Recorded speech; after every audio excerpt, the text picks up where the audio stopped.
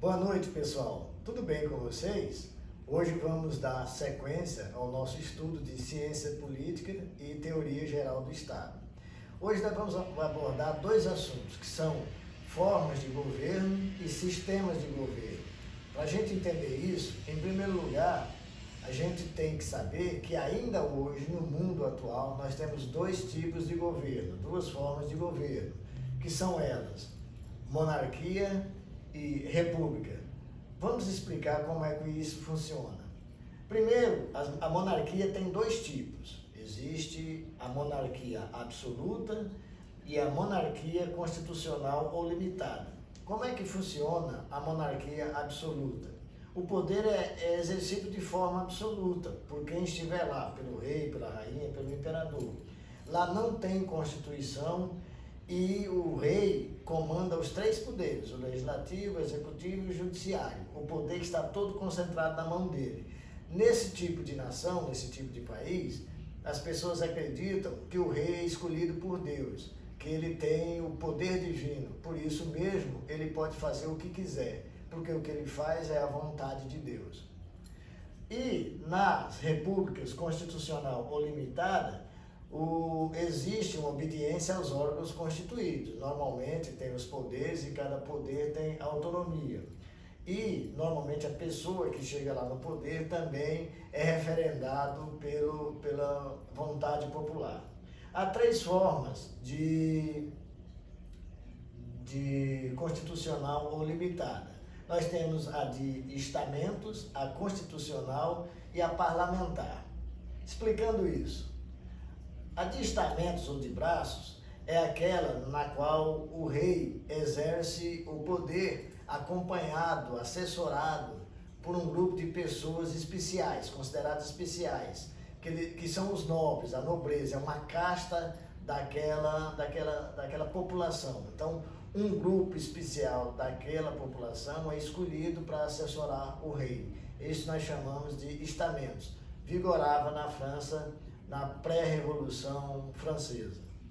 A constitucional, os poderes constituídos existem, o legislativo, o judiciário e o executivo.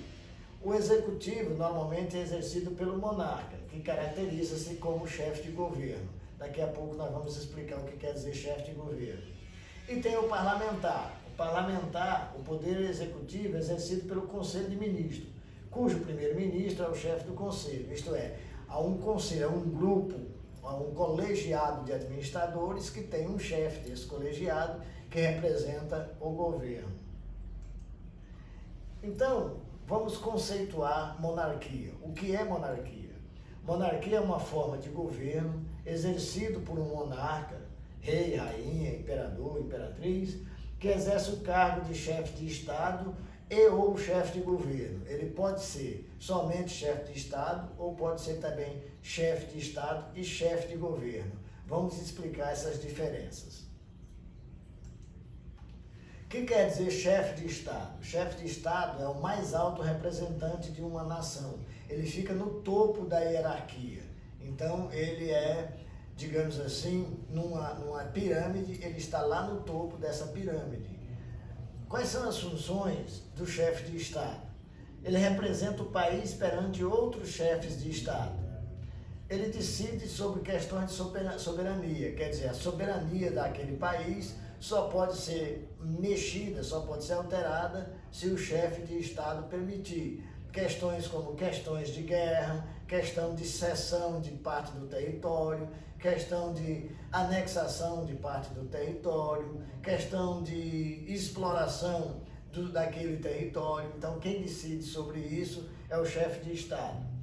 E ele intervém na administração do chefe de governo. Se o chefe de governo não estiver exercendo sua função direitinho, ele vai lá, pede para o Conselho de Ministros demitir aquele chefe de governo e eleger outro.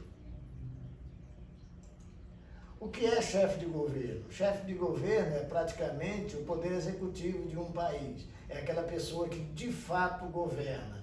É a pessoa que aplica as ações econômicas e sociais. Ele é quem toma todas as providências para que haja um progresso econômico naquele país, para que haja emprego e renda, para que o pessoal se desenvolva socialmente.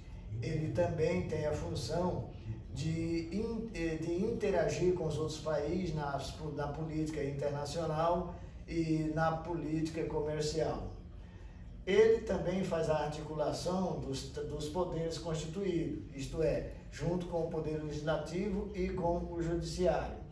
Ele dialoga entre os partidos. Normalmente, ele é o resultado de uma união de partidos. Então, ele mantém esses partidos unidos para que eles se mantenham no poder. E ele também faz os atos institucionais. Atos institucionais são aqueles relativos a como a população deve se comportar.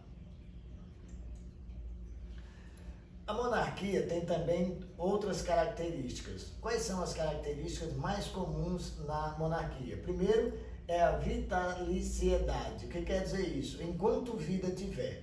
Então, o rei, o monarca, ele é rei, não tem tempo determinado. Ele fica lá enquanto estiver vivo ou enquanto a saúde permitir. Hereditariedade. O que quer dizer isso?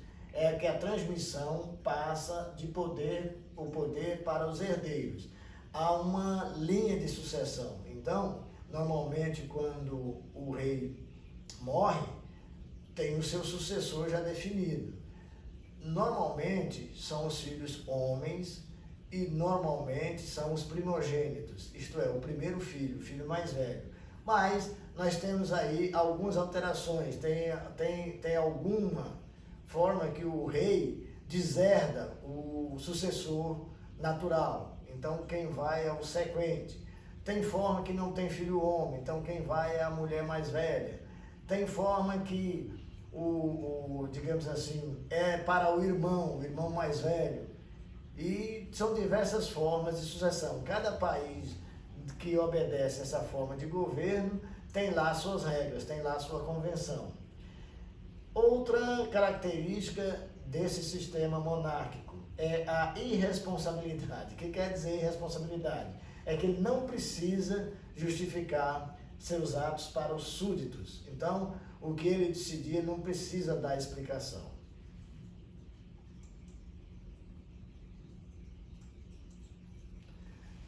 Agora vamos para a república. Qual é o conceito de república?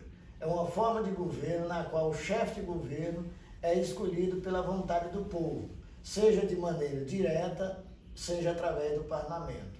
Então, normalmente, nas repúblicas, há uma eleição para o chefe de governo.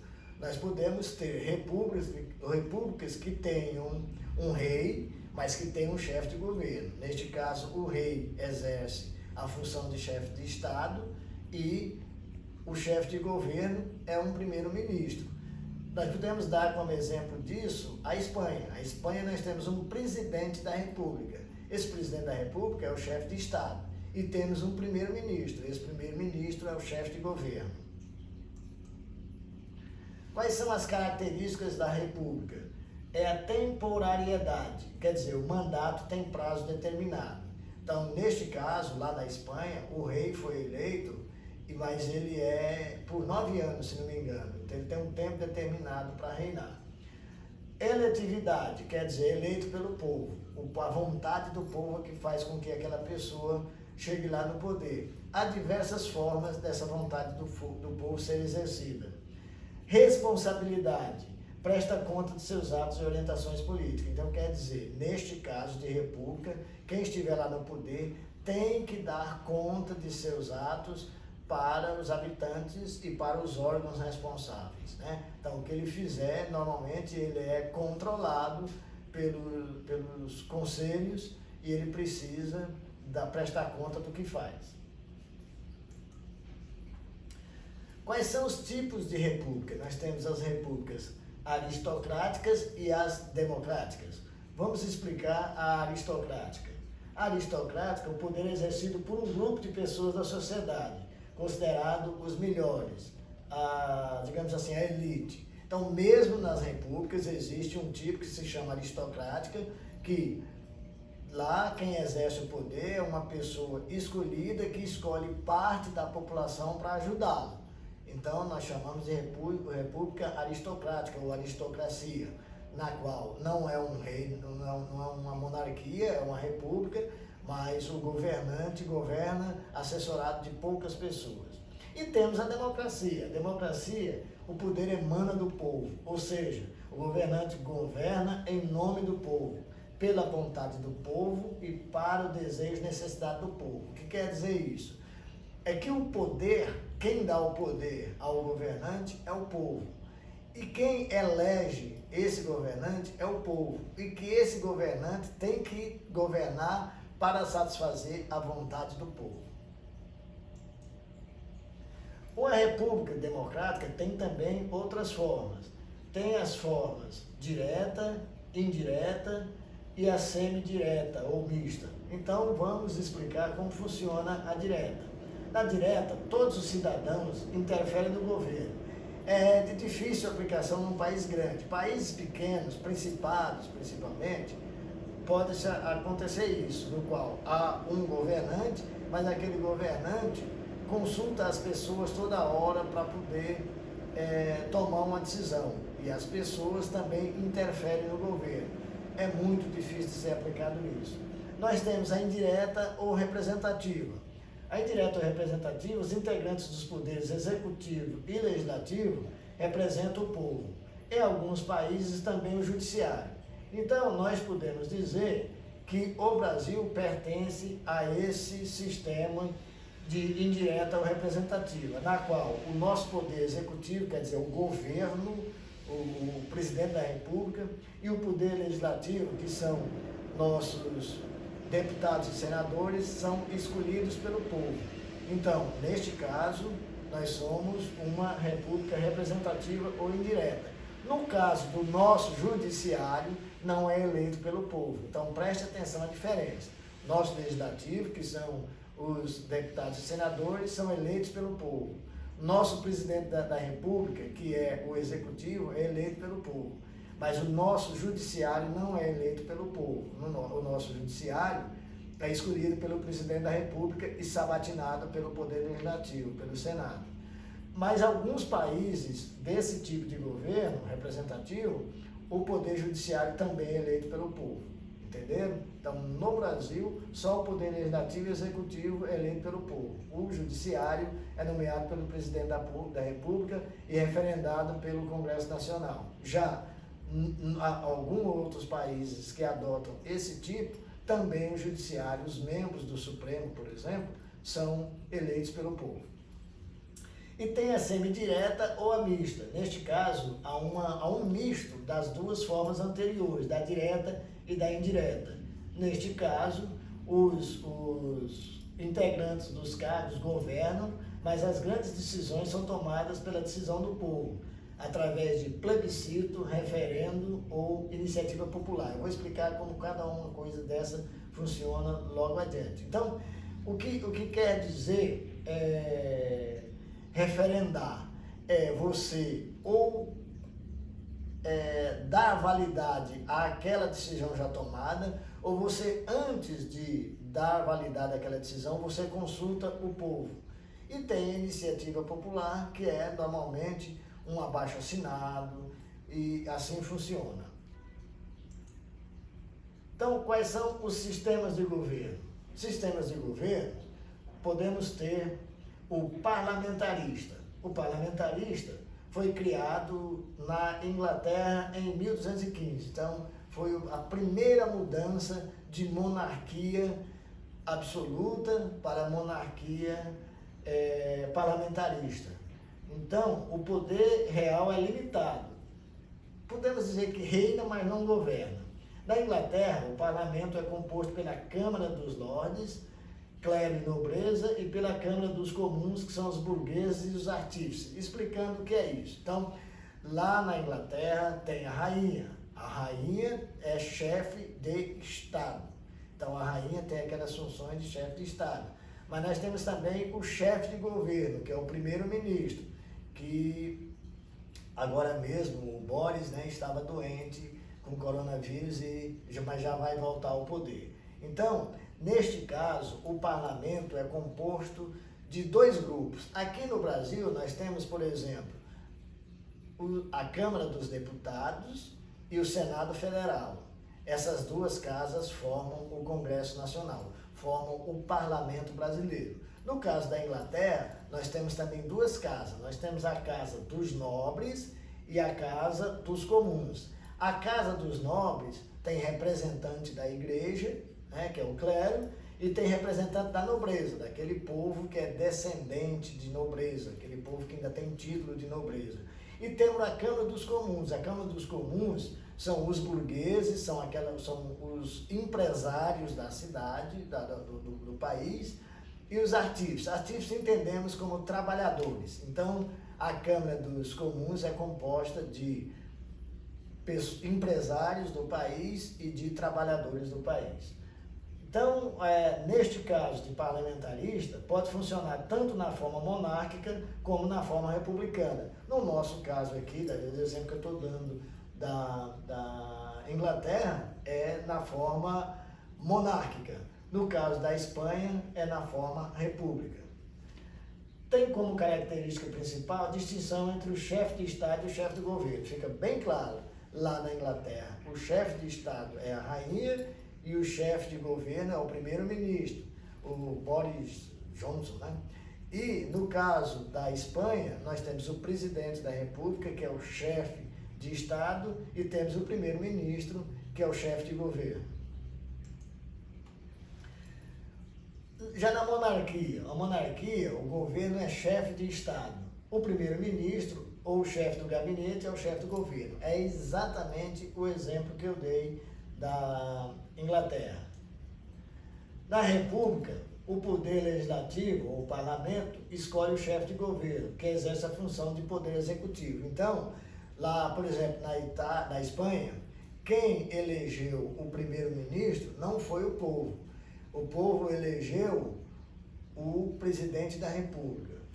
Já elegeu também os componentes do parlamento, mas os componentes do parlamento quem elege o primeiro-ministro.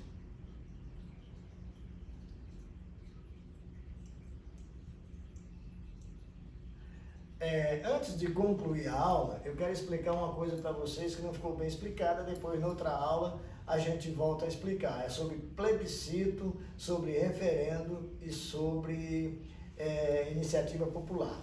Então, plebiscito, normalmente, quando o governo quer tomar uma decisão que ele acha que aquela decisão é complexa, é complicada, ele faz um plebiscito. Plebiscito quer dizer o quê? É uma consulta a todas as pessoas, como se fosse uma eleição. Todo mundo que tem título de eleitor vai lá no seu cartório eleitoral, como se fosse votar num prefeito, num deputado, e vai lá e aprova sim ou não aquele pedido que o governo está fazendo. Nós já tivemos diversos plebiscitos aqui no Brasil. O último que nós tivemos foi eu acho que nos anos 80, que queria se perguntar se o Brasil queria voltar ao sistema monárquico ou continuar a república.